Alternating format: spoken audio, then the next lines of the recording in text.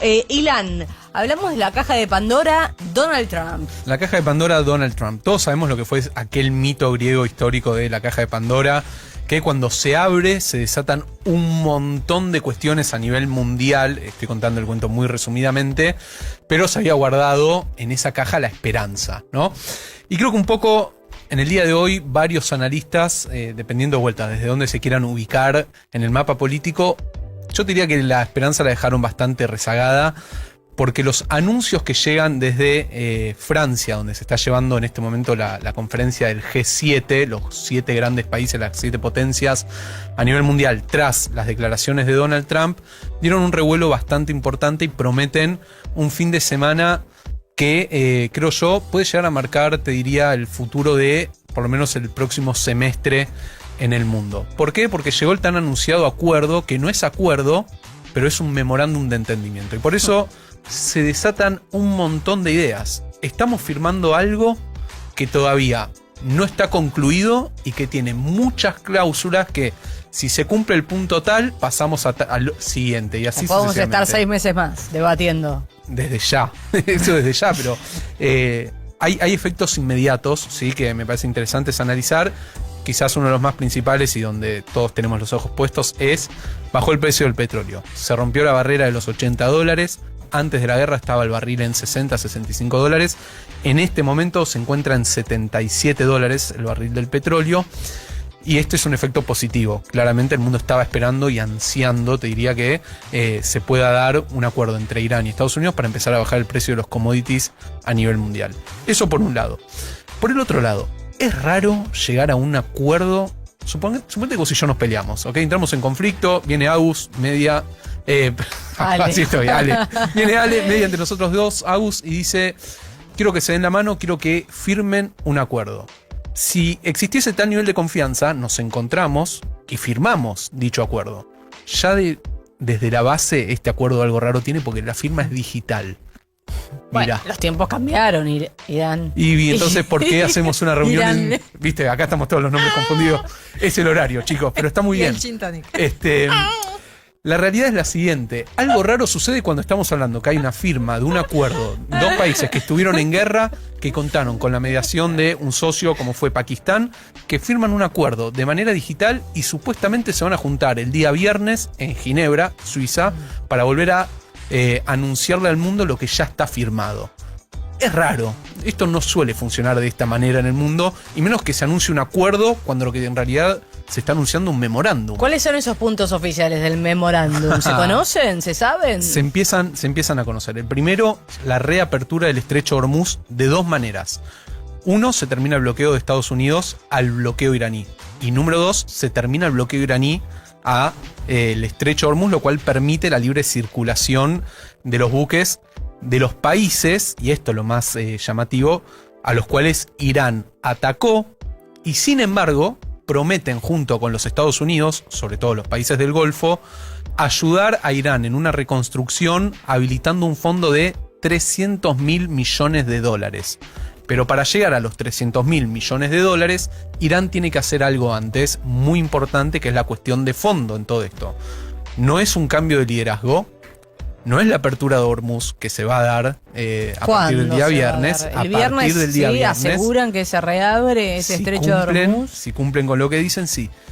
La cuestión nuclear, Agus. La cuestión nuclear. Y acá es donde digo, para varios analistas, y yo me pongo en esa lista, somos escépticos a que Irán cumpla. ¿Por qué? Porque el gran debate era qué va a pasar con los 450 kilos de uranio enriquecido a un 60%, lo suficiente para desarrollar 11 bombas atómicas, si ese uranio llegase a enriquecerse a un 93,8%, del cual ahora, mágicamente, Irán dice: nosotros nos vamos a hacer cargo de destruirlo. ¿Vos confiás? Después de tantos años de que Irán enriqueció el uranio. Irán se compromete a no tener armas nucleares. Sí, no sé, ¿es elijo creer o no? ¿Viste? No le creo nada, desconfío, y esto es ineterno. Y bueno, entonces Donald Trump decide confiar y firmar este memorándum. Me parece que es también interesante entender y analizar, por eso hablo de una caja de Pandora, quiénes son los que apoyan y quiénes están en contra de este memorándum y quiénes lo hacen sobre todo en esto que se conoce como el PNL, la comunicación neurolingüística, o sea, ver la comunicación a través de las caras, los gestos de los políticos. Por un lado, Marco Rubio y Pete Hegseth es el secretario de guerra norteamericano, el encargado, te diría, en gran parte de llevar adelante la estrategia militar. Son dos personas que están muy opuestas. ¿Por qué? Porque dicen todavía queda algo de poder dentro de Irán para el régimen de los ayatolas. La promesa que habías hecho Donald Trump de ir a liberar al pueblo iraní de mano de los tiranos que los gobiernan, la dejaste de lado y estás dejando vivo un régimen con poder militar, con un importante poder militar, diezmado, vencido, pero poderío al fin. Ahora, por el otro lado, dentro del Partido Republicano existe lo que se conoce como las fuerzas MAGA, que son las fuerzas más aislacionistas de este movimiento de Make America Great Again, de hacer grande a los Estados Unidos, que es el ala más dura dentro del Partido Republicano que lidera J.D. Vance, que es el vicepresidente, y que tiene muchos intereses en las elecciones que van a haber ahora, elecciones legislativas dentro de Estados Unidos.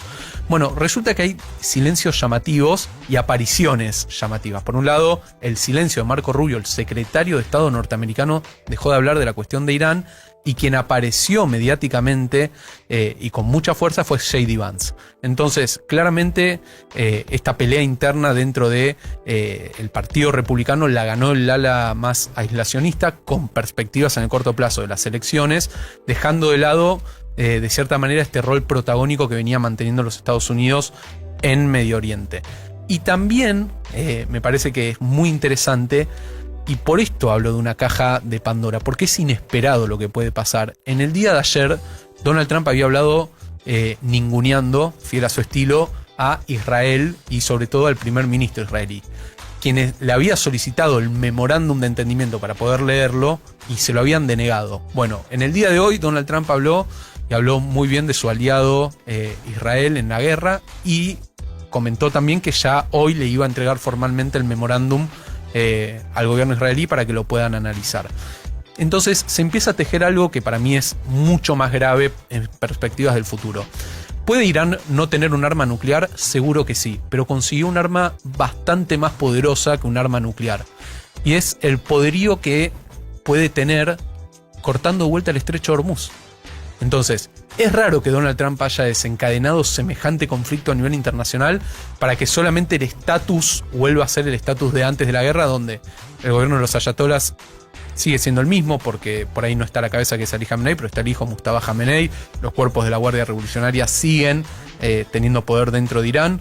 Por el otro lado, el estrecho de Hormuz quedó como un arma sensible a ser utilizada por el régimen de Irán para causar un daño en el mundo. Lo cual esto puede ser claramente en un futuro dejado de lado si los países del Golfo empiezan a exportar el petróleo por otro lugar. Pero para que todo eso pase hay que invertir en infraestructura, lleva tiempo. Saben que tienen ese poder. Desde Irán saben que yo manejo esto y los tengo atados con el tema del estrecho de Hormuz. Y ahí radica todo, ahí está el gran tema. Y por eso no digo, se destraba. Me parece que el gran tema a analizar, y que esto va a dar mucho que hablar, me parece, es: vos podés tener una victoria en lo que es el campo de batalla, en la guerra, porque la victoria es contundente. Realmente se diezmó de cierta manera el poderío militar iraní, los buques iraníes, el ejército iraní. Pero yo creo que Donald Trump está teniendo una derrota en términos diplomáticos. Este memorándum, por lo menos como lo entiendo yo, es una derrota no solamente para los Estados Unidos, sino también, por ejemplo, en el Líbano, en el territorio del Líbano, por lo menos por cómo están las cosas hoy en día. Había un gobierno que estaba luchando contra Hezbollah. Y una de las condiciones que puso Irán en este memorándum es que se llegue a un cese al fuego total en el Líbano. Entonces, si la cosa queda inconclusa, vos dejás con vida a tu enemigo, el enemigo puede volver a resurgir, puede reagruparse, puede volver a comprar armamento, y no hay de parte de Irán. Igual es tremendo, porque estamos hablando en términos de guerra, dejar con vida al enemigo, ¿no? Es como que hay que matarlo. Y estoy hablando de un grupo terrorista, en este caso, como lo es Hezbollah. Sí, en esos términos lo estoy explicando, porque Hezbollah tiene una capacidad militar más grande que la que tiene el propio gobierno libanés. Entonces, que las cosas queden inconclusas ya demostraron que no genera nada. Y yo entiendo, había dos factores importantes: el precio del petróleo que aumentaba, y por el otro lado la presión dentro de los Estados Unidos por las elecciones que son en noviembre, en 4 meses más. Pero bueno, Esto va a llevar tiempo para poder reorganizarse, pero me parece, para ir terminando por lo menos el espacio de hoy, dos conceptos interesantes. Por un lado, este acuerdo, este memorándum, debería pasar a ojos del Consejo de Seguridad de las Naciones Unidas. O sea, debería contar con el aval después de China, Rusia, las grandes potencias también empiezan a inmiscuirse en este conflicto. Y por el otro lado, la pregunta del millón es, ¿van a cumplir todos con la palabra? Tanto los Estados Unidos como Irán. Porque hoy Donald Trump dijo, si ellos no cumplen con lo acordado, no tengo ningún problema en volver a lanzar bombas. Pero eso lo está diciendo hace 3 meses. Ah, bueno. Claro. La caja de Pandora. Claro, entonces es como, volvemos a la caja de Pandora, el cuento de la buena pipa, otra vez sopa. Es como que, viste, que no pasamos de capítulo.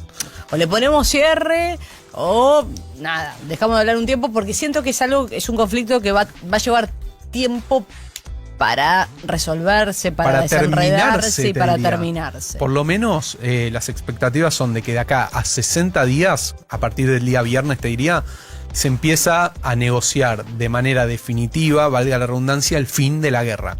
Entonces, es un memorándum que allanaría el camino, si todos cumplen con lo acordado, a un acuerdo que le ponga el fin total. En el medio tenés, acordate, lo mencionabas, las elecciones internas allí en los Estados Unidos. Y Robert De Niro, por ejemplo, actor de Hollywood reconocidísimo, si los hay, detractor de Donald Trump y declaradísimo hace tiempo, dijo, no puedo amar a un país que inicia guerras estúpidas e inhumanas. Así de contundente el actor se sinceró sobre su propio vínculo con los Estados Unidos. ¿Cuánto vamos a tardar en ver un posteo de Donald Trump ninguneándolo, diciendo que es un pésimo actor? O cosas como de las que tiene él. Ya perdió credibilidad en ese sentido, Donald Trump. Y bueno, pero la pregunta entonces es, ¿quién va a tener la fuerza para, te diría, liderar los destinos de Estados Unidos? Creo que se empieza a ver de a poquito en estas elecciones legislativas. No solamente me refiero a nivel Donald Trump persona, sino también de qué partido, del Partido Demócrata, del Partido Republicano. Y de vuelta vamos a ver si los actores van a tomar fuerza, porque sabemos que Hollywood no es un lugar bastante afín ideológicamente a Donald Trump, pero no es el primero ni el último de los actores con peso, te dirían, no solamente dentro de Estados Unidos, en el mundo, que se exprese en contra del gobierno de Donald Trump. Pero yo solamente me voy a permitir decir lo siguiente. En el Congreso de Irán no quemaban banderas de Israel, quemaban banderas de Estados Unidos. Y cuando cantaban muerte a Israel, decían muerte a Israel y muerte a los Estados Unidos. Yo entiendo que la guerra nadie la desea, nadie la quiere, y no es que es un pero que invalida todo lo que acabo de decir, pero que era una amenaza real para los Estados Unidos y para varios países de la región, no me quepa la menor duda. Que podemos discutir el comportamiento durante la guerra del presidente norteamericano y de varios de sus ministros, no me quepa la menor duda que también es discutible. Pero creo yo que era una amenaza real y potencial. Sí, porque en un momento se habló que Israel convenció a Estados Unidos de que se meta en el conflicto para frenar. Bueno, evidentemente había otros propósitos por parte de Donald Trump contra Irán, ¿no? Más allá de Israel. Pensemos que si no, mira, y cierro con esto. ¿Por qué si no Obama, cuando era presidente, se metió para que Irán firme un tratado de no proliferación o que enriquezca uranio hasta cierto porcentaje? Era una alerta para todo el mundo. Lo dijo Giorgia Meloni, lo dijo el canciller alemán. Dijeron, Irán no puede tener un arma nuclear. Si no fuera tan importante para el mundo, ¿por qué lo declararían? Evidentemente todos estaban en sintonía de que algo había que hacer, pero después obviamente alguien tiene que pagar las consecuencias de haber hecho esto y nadie las quería pagar. Ahora que ya se metió con los pies en el barro, hay que ver cómo Donald Trump trata de salir. Este memorándum